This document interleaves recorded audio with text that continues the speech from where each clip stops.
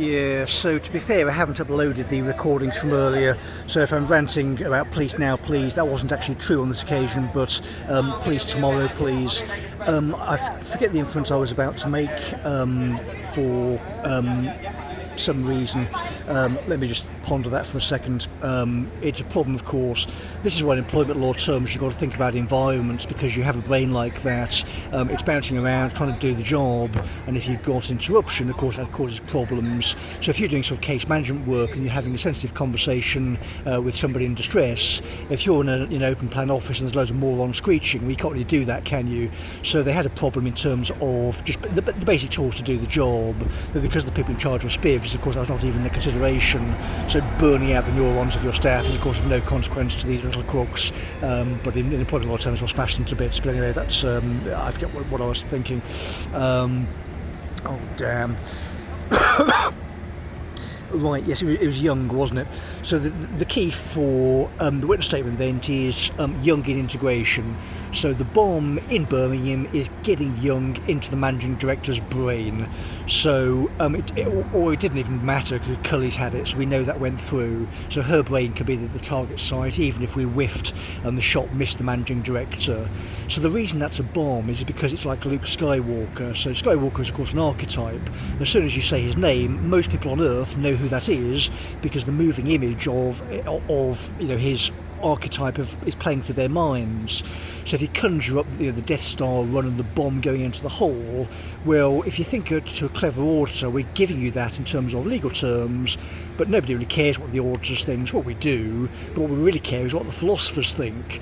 So there's your trench run. Go and audit the brains of these people. You've got to by law when you're playing Weigh the Brain game, because Birmingham needs to say in legal proceedings that they haven't damaged my brain, and my recorder statements need to be compared to Jennifer Southall, a woman who was under the impression that she could attack me and then claim her policy was not to call police when I'm saying that attacking people is unlawful, workplace or not. If occupational health and safety is causing your employees to get stabbed to death, you're not compliant, and it starts long before that happens. The woman's a crook, she'll be picked up by police and we'll be putting her in a box. The job for many, many years was to say to somebody who's poor, vulnerable and frightened, no, I'm sorry, I don't care, because at the end of that process that was the court saying it, not me, because that was a judgment. People in the department do not get to make those judgments because they do not have the law, and compliance is something that Southall does not appear to understand, hence the requirement for police assistance. So the tone of voice will not be a surprise to many people in Birmingham, because they would have heard it many times after the years. When I'm saying do as you're told, you will do it or you'll be removed from the department. This should have been the case back in 2009 or 2010, whenever that was. It's just that it didn't happen because criminal defence solicitors are quite clever. If they want to commit crimes, they'll probably get away with it while they're alive, because they're big, powerful and scary, they have lots of money and you wouldn't go anywhere near them, and if you're related to them, you're fucked. But at the end of that process, when he dies, there is nobody else attacking you that's worse. So as soon as you come through the computer screens, I'm sure his partners will know exactly what's going to happen. You will comply, otherwise compliance will turn up.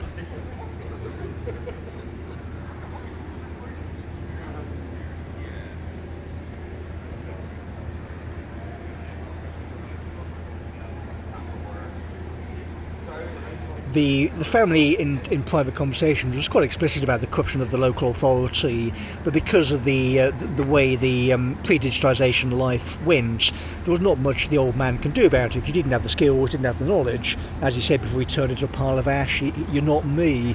It was less rocky and more soiling yourself before you drop dead.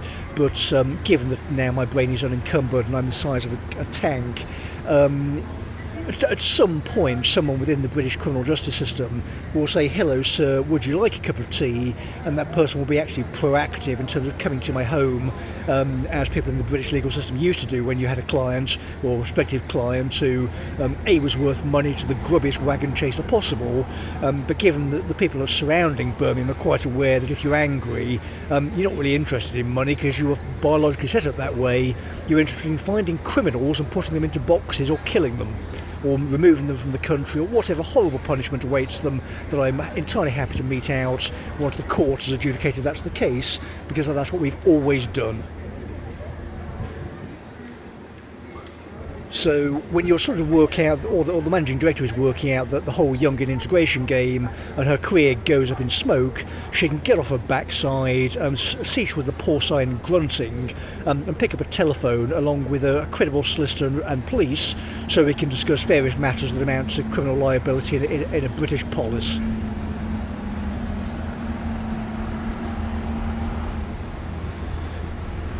It wasn't exactly Texas suing the union because their corrupt ballot practices caused all the problems.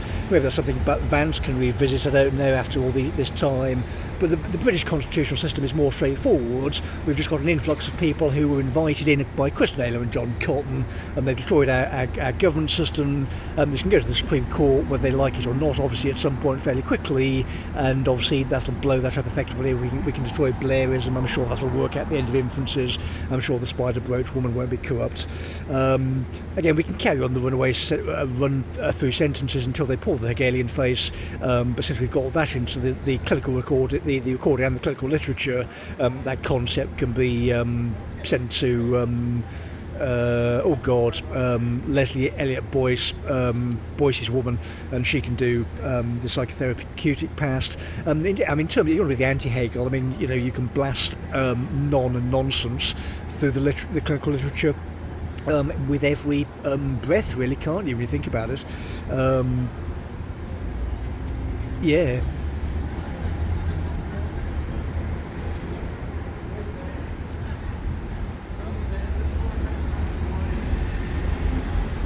But yeah, workplace health and safety, of course, if you've got lots of things walking about, it interrupts the flow of information. So once again, if an untrained moron is doing that for roughly 17 years, and she's told to stop because she's hurting her staff, and she refuses and keeps doing it, she's going to jail. That's how the law works.